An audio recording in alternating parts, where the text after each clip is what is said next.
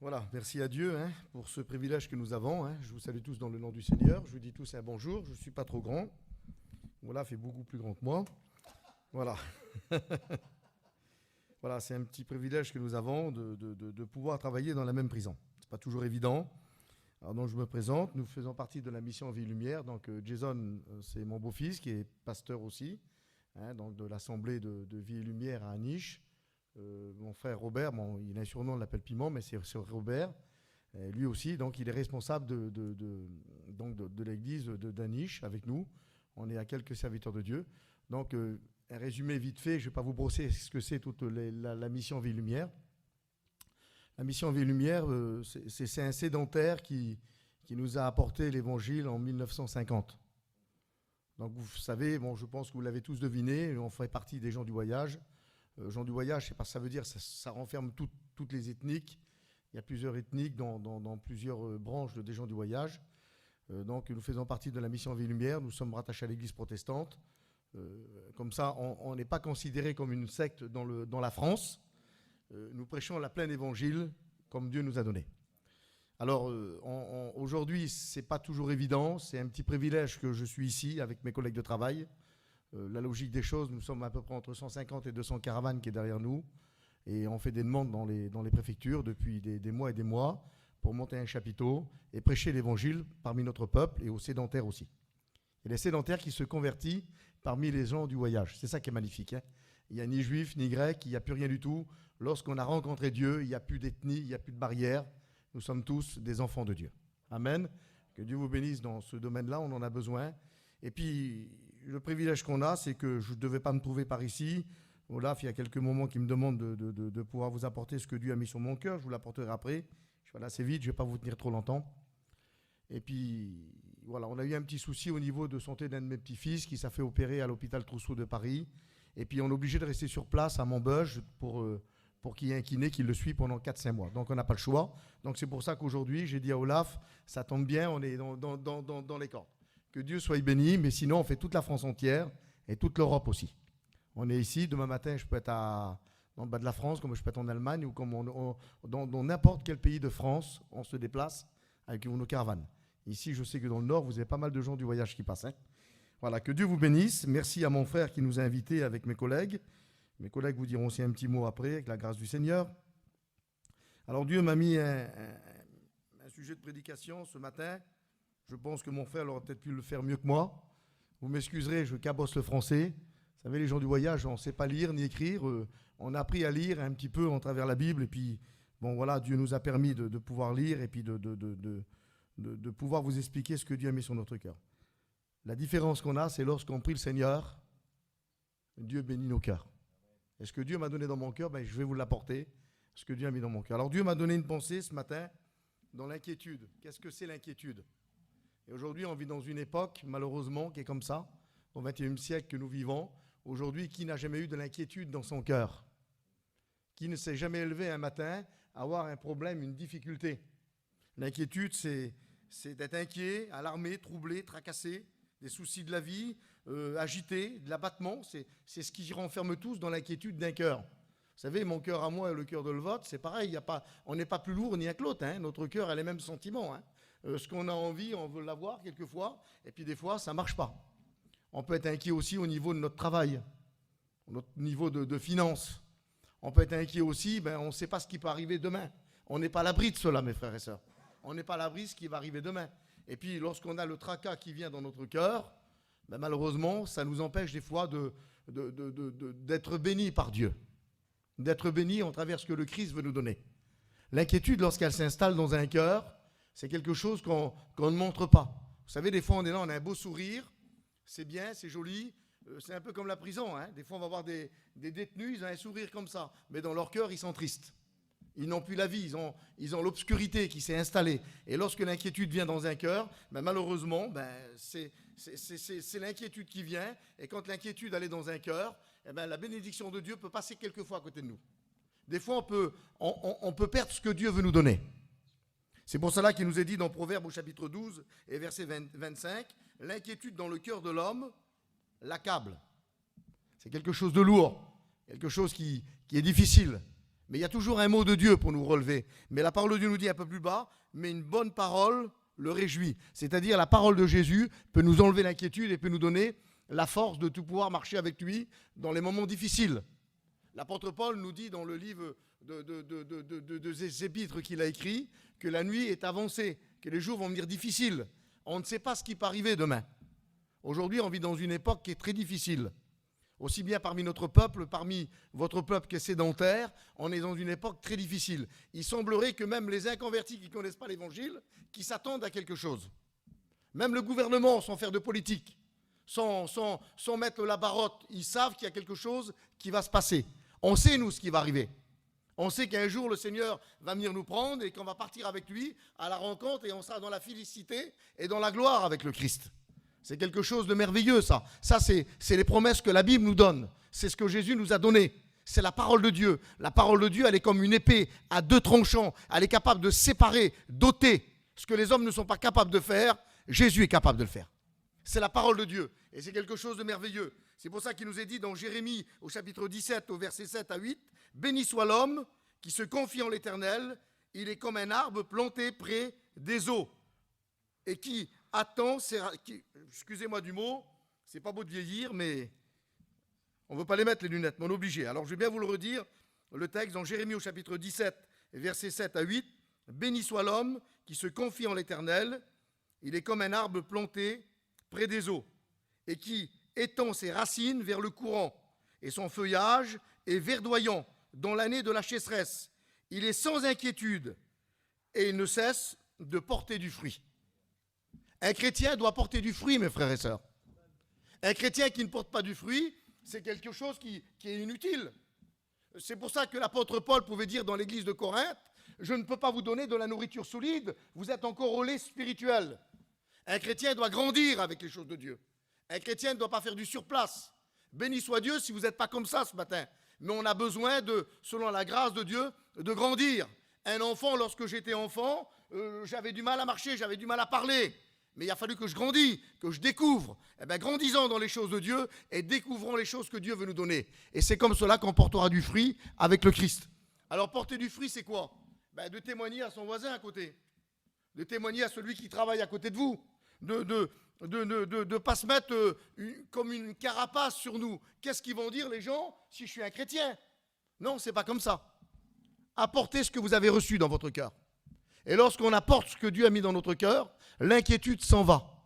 L'inquiétude disparaît. Mais si on est là dans notre cœur avec ce tracas, ce souci, ces problèmes, ces difficultés, automatiquement, l'inquiétude va grandir. Et c'est comme un mur qui construit autour de nous. Et vous savez, quand les murs sont fort hauts et qu'on ne voit plus le soleil, il n'y a plus la vie, mes frères et sœurs. Vous pouvez prendre n'importe quel arbre au monde, plantez-le où si vous voulez, une plante, mettez-le là et puis laissez-le avec le soleil. Et si vous mettez un mur autour, les murs vont monter, l'arbre va mourir. Parce qu'il n'y a plus la vie. Vous avez Jésus avec vous. Vous avez la vie. Parce que Jésus a dit lui-même dans l'évangile de Jean, « Je suis la vie ». Vous avez la vie en vous. C'est des paroles de Dieu. Ce n'est pas des mots que je vais vous apporter. De toute manière, je n'aurai pas le droit de vous apporter autre chose que la parole du Seigneur. Et c'est ça qui est formidable. Béni soit l'homme qui porte du fruit nuit et jour autour de lui. Vous savez ce que j'ai dit souvent à ma compagne, j'ai 3 filles, mes 3 filles sont mariées. Chez nous, les enfants se marient de bonne heure. J'ai 55 ans, je suis grand-père 4 fois, béni soit Dieu. J'ai une de mes autres filles qui s'est mariée il n'y a pas longtemps, au mois de mars. Et chez nous, c'est comme ça. Nos jeunes, nos enfants, excusez-moi du mot, à 16-17 ans, ils sont mamans. C'est comme ça, c'est notre coutume qui est comme ça. C'est notre façon de faire. Alors, moi et ma compagne, lorsqu'on se couche le soir, quand la journée est finie, on remercie Dieu, la première chose. On remercie Dieu, vous savez pourquoi? Parce que le Christ est avec nous, Olaf, et qu'il a béni nos foyers, qu'il a gardé nos enfants. Parce qu'il ne faut pas oublier dans la Bible déclare, et c'est l'homme de Dieu qui dit cela, on ne peut pas compter et on ne peut pas dire ce qui peut se passer dans une journée. Il y a tant d'heures dans une journée. L'homme de Dieu dit, une journée, on ne sait pas ce qu'elle peut enfanter. Il faut prier pour nos foyers, il faut prier pour nos enfants, prier les uns pour les autres, prier pour votre serviteur de Dieu, qu'un miracle se fait, que des âmes soient gagnées, que la ville de Douai soit touchée par la grâce du Christ, que l'évangile se propage. Il faut prier pour cela. Et lorsqu'on est couché, il y a la paix de Dieu qui est en nous. Il n'y a plus cette inquiétude. Et le matin, quand on se lève, mes frères et sœurs amis, avant de partir au travail, avant, s'il y en a qui partent à 6 heures ou 5 heures du matin, je ne sais pas comment vous travaillez, mais simplement de vous mettre à part, et je pense que vous le faites. Seigneur, merci pour la bonne nuit de repos. Merci pour cette journée qui va commencer. Garde-nous de l'ennemi de notre âme. Donne-nous à discerner ceux qui veulent nous faire tomber. Donne-nous à voir les pièges de l'ennemi. Il ne faut pas négliger l'ennemi, mes frères et sœurs. S'il y a Jésus, il y a le diable aussi dehors. Il ne faut pas le négliger. Il est le premier à nous faire tomber. Il a juré votre perte de toute manière. Le jour que vous avez accepté le Christ, il a juré votre perte. Mais vous avez Jésus avec vous. Et le Christ qui est en vous est beaucoup plus fort que celui qui est dans le monde. Parce qu'il a été écrasé. Il a été écrasé à la croix. Et celui qui l'a écrasé à la croix, c'est Jésus. Alors il y a Jésus qui vit avec nous. On est des forts, on est des chrétiens qui est puissants parce qu'on a le Christ avec nous. L'inquiétude ne doit pas exister dans un cœur. Philippiens au chapitre 4 et verset 8. Ne vous inquiétez de rien, faites connaître à Dieu tous vos demandes. Alors il semblerait qu'il y a des chrétiens malheureusement qui sont là avec le problème, avec les difficultés, et puis qui disent oui mais je ne peux pas demander ça à Dieu. Si, tu peux le demander, tu as le droit. Tu as le droit de demander à Dieu, ma soeur. Tu as le droit de demander à Dieu pour ton foyer. Tu as le droit de demander à Dieu, mon frère, pour ton foyer. Tu as le droit de demander à Dieu pour une demande particulière. La Bible déclare, et c'est Jésus qui le dit, entre dans ta chambre, ferme ta porte, prie ton Père dans le secret, et Dieu te le donnera. C'est les paroles de Dieu, ça. Ce n'est pas les paroles d'un homme. Les meilleures des paroles des hommes vous feront tomber. Mais la parole de Jésus, elle nous relève. Vous avez le droit de demander, mes frères et sœurs. On a le droit de demander, on a le droit de demander à Dieu ce qu'il nous donne. Et c'est le but d'un chrétien. Tous les jours, je demande à Dieu. J'ai 55 ans, j'ai rencontré Dieu, j'avais 22 ans. Avant d'être un serviteur de Dieu, j'étais un voleur, un escroc. J'avais aucune qualité, mes frères et sœurs. Ah, dans le monde, j'avais une qualité. Il n'y a pas de problème. Pour les gens du monde, j'avais une qualité. Mais aujourd'hui, la qualité, c'est que j'ai le Christ dans mon cœur. Et si je n'aurais pas été satisfait dans ce que Dieu m'aurait donné, il y a longtemps que j'aurais abandonné les choses de Dieu. Mais tous les jours, j'ai fait des demandes, mon frère. Et puis Dieu me bénit. Je suis peut-être gourmand dans ce que je vous dis. J'en ai jamais assez de Dieu, mes frères et sœurs. J'en ai jamais assez des réunions. J'en ai jamais assez de prier. J'en ai jamais assez de parler à Dieu. Un chrétien doit parler nuit et jour à Dieu. Il se lève avec Jésus et il s'endort avec le Christ. Ne laissons pas Jésus de côté. Ne laissons pas rentrer l'inquiétude dans nos cœurs. Lorsque l'inquiétude vient dans un cœur, automatiquement, c'est le désespoir, c'est la catastrophe. L'inquiétude vient, c'est un fruit du diable, mes frères et sœurs. Et lorsqu'il est planté, il est arrosé par les mauvaises pensées. Et souvent, ça arrive, c'est des divorces, c'est des cassures, c'est la dispute, c'est la haine, c'est la colère. C'est ça que l'ennemi de notre âme essaye de mettre dans le cœur des chrétiens. Béni soit Dieu, parce que le cœur le cœur que nous avons, il y a 3 choses qui demeurent en nous. Et c'est Jésus qui le dit lui-même dans le livre de l'apôtre Paul, qui a été écrite. Il a dit, vous êtes le temple du Saint-Esprit. Vous avez Dieu, vous avez Jésus et le Saint-Esprit qui est en vous. Ce n'est pas les 4 murs qui nous donnent la bénédiction. Je n'ai pas venu rencontrer Jésus ce matin, moi. J'ai venu vous rencontrer, vous comprenez? Parce que j'ai venu avec Jésus, moi, dans mon cœur. Il faudrait que je vienne à l'église pour le rencontrer, Olaf. Ça n'irait pas. C'est pas possible. Excusez-moi du mot, s'il y a des catholiques, on n'est pas une église catholique, nous. L'église catholique vient pour rencontrer. Non, moi j'ai Jésus dans mon cœur. J'ai parti de chez moi ce matin, on était avec les collègues, et on a Jésus dans notre cœur. Et je ne viens pas le rencontrer, et je viens l'aimer, je viens l'adorer. J'aimais ce que tu as dit, ma soeur, tout à l'heure, sa compagne. Elle a dit, j'adore Dieu. Adorez Dieu, n'adorez pas les autres. C'est Dieu qu'il faut adorer. C'est Dieu qu'il faut aimer. C'est Dieu qu'il faut chérir. Restez à genoux s'il le faut des heures, jusqu'à temps que Dieu vous donne ce que vous avez besoin. Et vous verrez que cette inquiétude, ce peur, ce tracas, ces soucis seront chassés de votre vie. Et c'est une plénitude, c'est une lumière, mes frères et sœurs. Et quand la lumière de Jésus l'a dit lui-même dans l'évangile de Saint Jean, il a dit « Je suis la lumière ». Vous vivez dans le monde, mais vous ne faites plus partie du monde, parce que vous avez le Christ avec vous. Et le Christ est la lumière. Amen. Je ne vous embête pas trop. Si je vous embête, vous le dites. J'arrêterai. Jésus a dit dans l'évangile de Luc, au chapitre 12 et verset 22, « Ne vous inquiétez de rien ».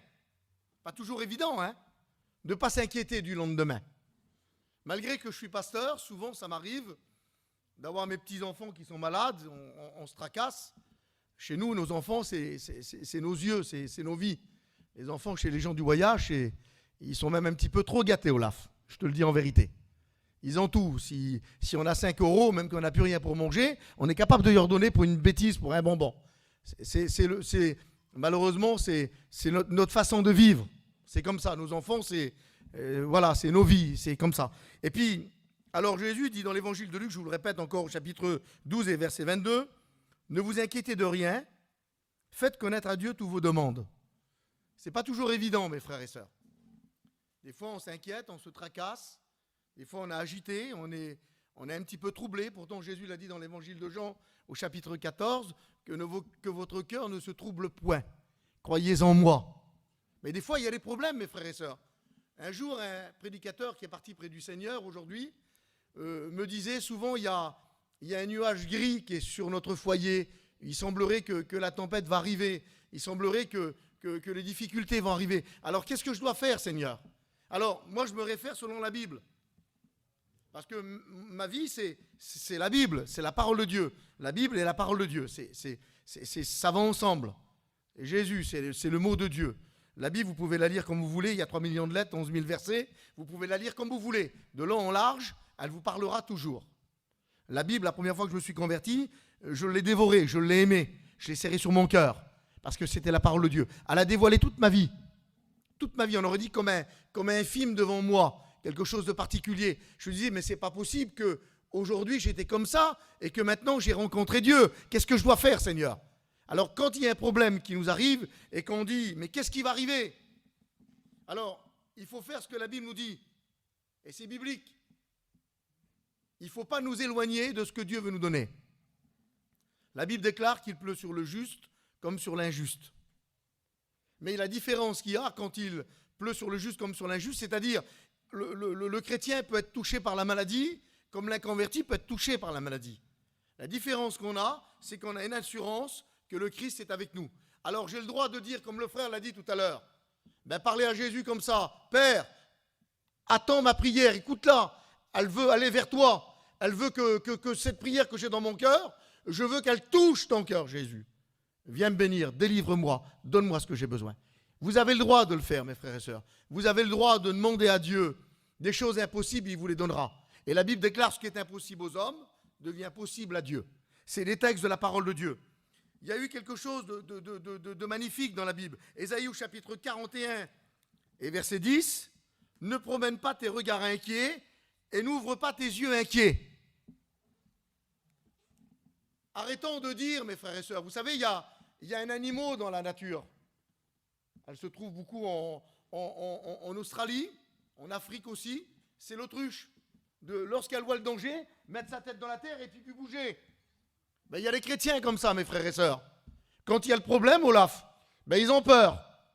Ils se mettent dans un endroit. Ah, mais rien ne peut m'arriver. C'est pas moi, c'est un tel. Si. La Bible nous dit que nous devons être sur nos gardes. Nous devons être prudents comme la colombe, humbles comme la colombe, excusez-moi, et prudents comme le serpent.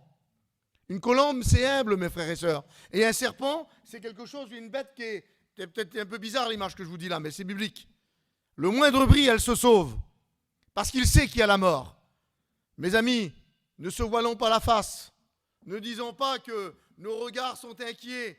Non, mes frères et sœurs, restons dans ce que Dieu veut nous donner. L'inquiétude ne vient pas de Dieu. Et je vais vous le démontrer pourquoi. Jésus a répondu un jour à une femme qui a été confondue. Et peut-être que tu as été confondu en travers ce que Dieu veut donner dans ton cœur. Depuis des mois, peut-être depuis des années, peut-être des semaines, ou depuis quelques jours, tu demandes quelque chose à Dieu, mais Dieu peut confondre ta vie. Dieu a le pouvoir de confondre ta vie. Dieu a le pouvoir de lire dans ton cœur avant que tu ouvres. Les hommes qui étaient là, les hommes religieux, avant qu'ils avaient parlé, Dieu connaissait la pensée de leur cœur. Jésus connaît la pensée de ton cœur. Il sait ce que tu penses aujourd'hui sur cette chaise. Il sait ce que tu vois. Il sait ce que tu passes. Il sait ce que tu subis. Dieu connaît tout, mes frères et sœurs. Ne dites plus dans votre cœur, mais je ne vais pas promener mes regards inquiets et je veux fermer mes yeux. Non, ouvre tes yeux et dis ce qui ne va pas dans ton cœur. Jésus te donnera ce que tu as besoin. C'est lui qui bénit nos cœurs. La Bible nous dit dans l'évangile de Luc, au chapitre 10 et verset 22, il y a eu 2 femmes. Une qui se surnommait Marthe et l'autre Marie. C'était 2 sœurs. J'ai eu l'occasion d'aller en Israël. Quelquefois, c'est quelque chose de merveilleux. Ceux qui n'ont jamais été, je vous invite à y aller. Mettez un petit peu d'argent de côté, c'est quelque chose de merveilleux. Et puis j'ai eu l'occasion de voir cette maison de Marthe et Marie qui est sur un angle d'un carrefour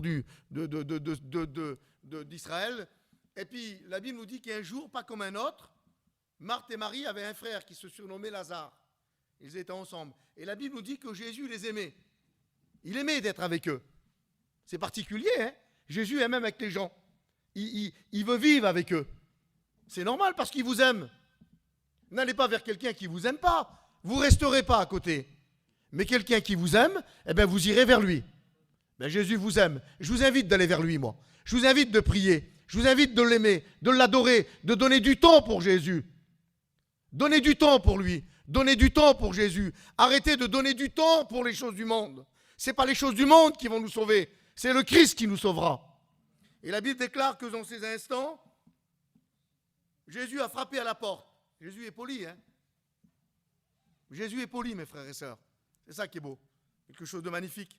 Jésus est un Dieu d'ordre. Un Dieu qui respecte. Il respecte le lépreux, l'aveugle, celui qui est rejeté de la société.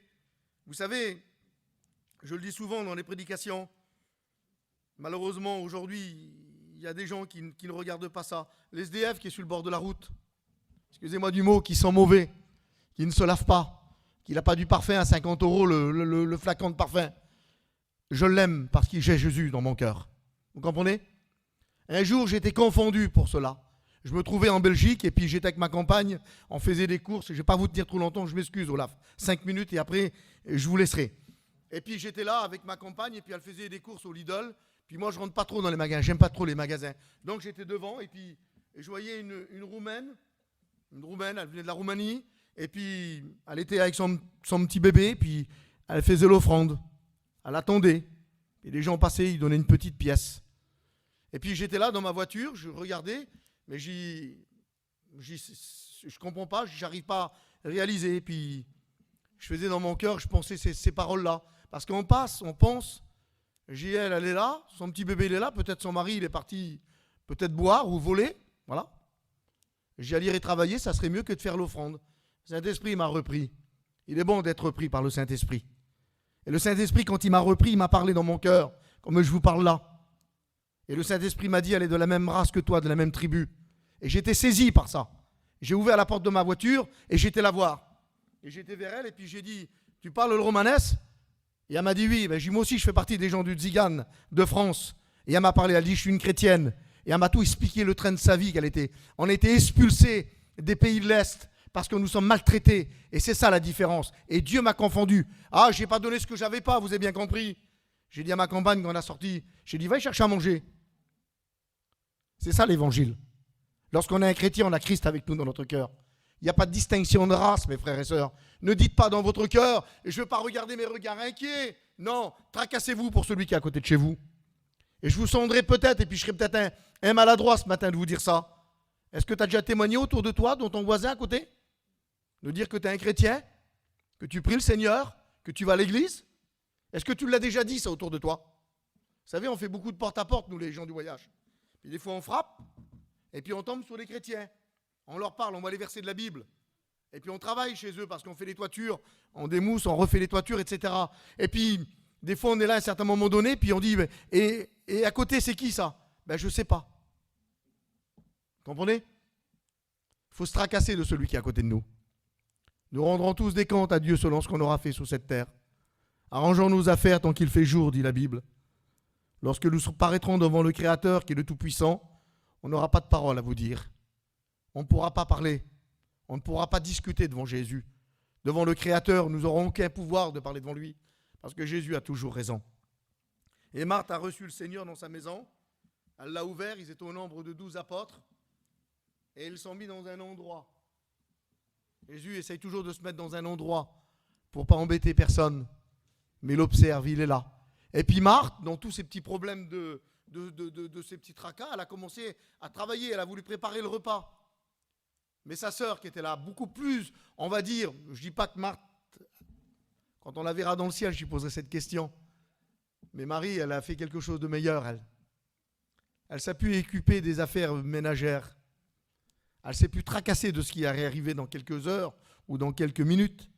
Quand les 12 apôtres sont mis là, ils se sont assis en Israël, c'est comme ça. Ils sont mis là et puis Jésus est au milieu. Imaginez-vous un peu la scène, l'image. Et puis Marie qui était là était au pied du Seigneur. Et Marie ne disait pas un mot, mes frères et sœurs.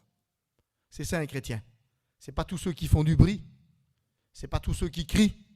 Ce n'est pas tous ceux qui frappent des mains. C'est dans le silence que Jésus donne la bénédiction. C'est dans le calme et le silence que Dieu bénit un foyer. Ce n'est pas dans les cris, mes frères et sœurs. Je vais faire ceci, je vais faire cela. Non, c'est pas comme ça. C'est pas en mettant un coup de poing sur la table, en s'énervant quand la table n'est pas là, ou que le sel n'est pas venu assez vite sur la table. C'est pas comme ça l'évangile. C'est dans le calme. Il y a un respect dans l'évangile. Il faut respecter ce que Dieu a mis dans nos cœurs. Et puis là, elle était là au pied du Seigneur. Et puis la Bible nous dit qu'elle écoutait tout ce que Dieu disait, tout ce que Jésus disait. Et ça tombait dans son cœur. Et puis là, d'un seul coup, Marthe un petit peu tracassée, parce qu'il y en a qui ont de l'audace aussi. Hein. La Bible nous dit que ce sont les violents qui s'emparent du royaume des cieux. Faire violence à notre propre chair. Vous savez ce que ça veut dire? Je pense que vos pasteurs vous l'ont enseigné. C'est faire violence. Vous savez ce que c'est faire violence? Parce que la chair, elle ne veut pas, elle. La chair, elle ne veut pas prier. Vous savez ce qu'elle veut, ma chair, à moi, ma soeur? C'est ce qu'elle veut? La banquette, la télévision, bien manger et bien me rassasier. C'est ce qu'elle veut, la chair. C'est pour ça que Jésus a dit faire violence à votre chair. De dire à la chair, j'en veux. Non, il faut que tu sois enlevé, ôté. La chair a des désirs contraires à l'esprit de Dieu. La chair, elle ne veut pas que vous priez. La chair, elle ne veut pas que vous lisez la Bible. La chair, elle veut que vous allez vous promener. C'est ça la chair, mes frères et sœurs. Alors disons non à toutes ces choses-là. Et puis la Bible nous déclare que Marthe, elle était là dans ces moments-là. Elle était vers Jésus. Parce qu'il y en a qui ont de l'audace. Hein. Et puis quand elle s'amenait vers le Seigneur, il fallait y parler comme ça. Elle a dit, Seigneur, Seigneur, tu t'inquiètes pas. Devant tout le monde, il faut avoir de l'audace. Hein. Chez nous, les femmes ne parlent pas, mes frères et sœurs. Excusez-moi du mot, c'est les hommes qui parlent chez nous. Je ne veux pas discriminer mes sœurs, hein, que Dieu vous bénisse. Chez nous, c'est comme ça, il sait, Olaf. C'est notre coutume. Nos femmes n'ont pas le droit de passer devant un homme. Ils n'ont pas le droit de parler. Si on est à 12 ou 15 sur une table, une femme ne va pas pousser un homme. Je crois que ça serait quelque chose de terrible à nos yeux. Elle l'a fait. Elle s'amenait vers Jésus, elle a dit, Seigneur, tu ne t'inquiètes pas? Avec de l'audace, et les 12 apôtres, même en Israël. En Israël, la femme n'avait pas le droit de parler devant ça. C'était un manque de respect. Et je pense que Lazare a dû être gêné en travers sa sœur, ce qu'elle a dit. Et même Marthe, elle a dû baisser le regard. Mais Jésus a toujours la parole. Jésus a toujours le mot. Jésus a toujours le mot pour nous rétablir, pour nous donner ce que nous avons besoin. Et puis Jésus l'a regardé et lui a dit, Marthe, Marthe, tu t'inquiètes. Tu t'agites pour pas grand-chose. Il y a des gens comme cela, mes frères et sœurs. Aujourd'hui, il y a certains chrétiens qui s'agitent et qui se tracassent pour pas grand-chose. Aujourd'hui, tu as vu, le pasteur, il n'est pas venu me voir moi. Ou il est venu me voir moi, mais il a resté 5 minutes chez moi. Et chez un tel, il a resté une demi-heure. C'est pas normal, ça. C'est parce qu'il n'avait plus besoin là-bas. C'est tout simple. C'est parce qu'ici, il a resté une demi-heure de plus là-bas. C'est parce qu'il y avait plus le besoin là-bas. Et si toi, il a resté 5 minutes chez toi, c'est parce que tu es plus spirituel. C'est pour vous laisser un petit peu vous la détendre, vous avez compris un peu ce que je vais vous dire. Et puis Marthe, elle a été un petit peu saisie, et puis Jésus l'a regardée. Il a dit, Marthe, tu t'agites, tu te tracasses pour pas grand-chose. En voulant dire ce que tu fais, c'est pas terrible à mes yeux. Alors soyons francs avec le Seigneur. Peut-être que tu fais des choses qui ne sont pas correctes devant Dieu. Et je mets ça sur ton cœur. Peut-être que tu as commis des choses qui ne sont pas à la gloire de Jésus. Je mets ça sur ta vie. Marthe était comme cela. Et peut-être que tu as dit dans ta vie, mais le Seigneur connaît toutes choses, il sait que j'en ai besoin de ce que j'ai dit. Oui, mais ça ne marche pas comme ça avec le Seigneur. La Bible nous déclare qu'aucun menteur n'héritera le royaume des cieux. Aucun idolâtre n'héritera le royaume des cieux. Aucun homme qui boit ou qui fume, qui se saoule, excusez-moi du mot, que les mots que je vous dis là sont peut-être crus dans ce que je vous dis là. Un homme qui est saoul, il est un homme qui n'est pas d'équilibre. Ce n'est pas biblique. Aucun magicien, c'est ce que Dieu nous a donné. Et lorsqu'on n'est pas correct avec Dieu, on tolère des choses qui n'est pas bibliques. Il y en a qui ont des Bibles à leur façon. Il y en a qui ont une doctrine à leur façon. La doctrine, c'est la doctrine, mes frères et sœurs. On ne doit pas ôter un iota. Ce qui a été planté par Dieu doit rester par Dieu. Et lorsque Marthe avait reçu cela, Jésus a encore été plus loin. Il lui a dit, Marthe, Marthe, tu t'agites et tu t'inquiètes pour pas grand-chose.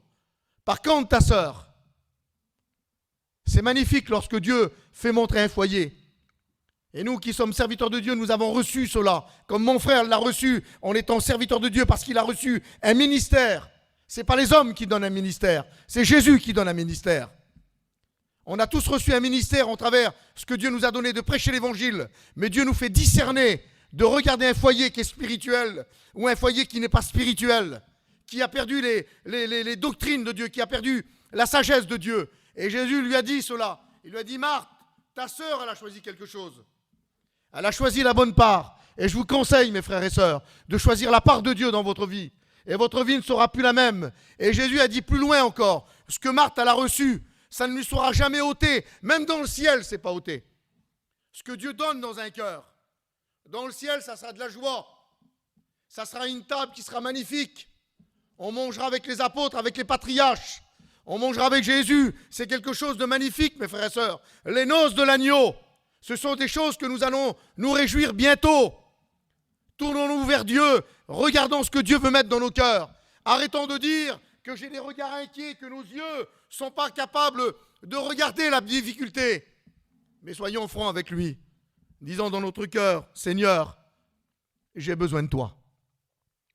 Et c'est ça qui est merveilleux. Lorsqu'on a besoin du Seigneur, Dieu bénit nos vies. Et je m'excuse ce matin si j'étais un petit peu trop lent. Je m'excuse en travers mon frère. Mais je vous ai donné ce que Dieu a mis dans mon cœur, cette parole qui est la vérité. Amen. On prie le Seigneur quelques minutes. Et après, je vous laisse et je m'assois sur vos chaises. Mais rappelez-vous de ce que je vous ai dit ce matin. Ce n'est pas des mots qui viennent de moi. C'est les mots de la parole de Dieu. Et la parole de Dieu, c'est Jésus. Amen. On prie le Seigneur 5 minutes et après je vous laisse. Amen. On ferme nos yeux.